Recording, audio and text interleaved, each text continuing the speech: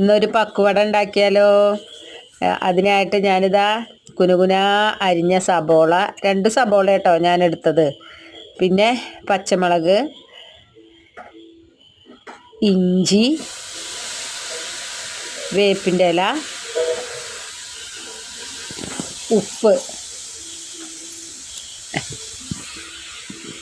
ഇത് കൂടിയിട്ട് നന്നായിട്ട് ഇളക്കുകയാണ് ചെയ്യുന്നത് കേട്ടോ.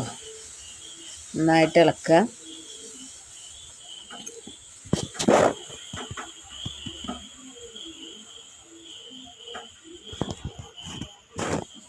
പിന്നെ അതിലേക്ക് കടലമാവ് ചേർത്തു, കുറച്ച് അരിപ്പൊടിയും ചേർത്തു കേട്ടോ. എന്നിട്ട് നന്നായിട്ട് ഇളക്കി, നന്നായിട്ടൊന്ന് ഇളക്കി. കുറച്ച് മുളക് പൊടിയും കുറച്ച് മഞ്ഞൾപ്പൊടിയും ചേർത്തു കേട്ടോ. കുറച്ച് മുളക് പൊടി,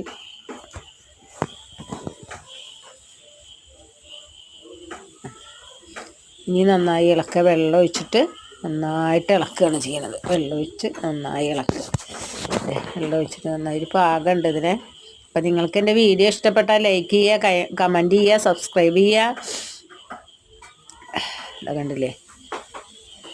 അപ്പോൾ ഉള്ളി ഇത്തിരി കൂടുതലായി നിൽക്കുന്നുണ്ട്. അപ്പോൾ ഇത്തിരിയും കൂടിയും കടലമാവ് ചേർത്തു കേട്ടോ. അതാ ഈ ഒരു ഇതിലാണ് നമ്മളുടെ പക്കവട ഉണ്ടാക്കാനുള്ള പാകം.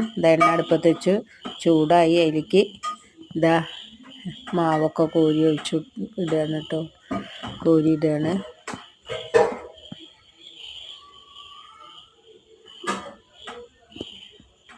കണ്ടില്ലേ? അപ്പോൾ പക്കവട അതാ റെഡി ആയിക്കൊണ്ടിരിക്കുകയാണ്. ഇതാ പക്കവടയൊക്കെ റെഡി ആയിട്ടോ. നല്ല മൂത്തു. കണ്ടില്ലേ? ഇതാണ് ഇന്നത്തെ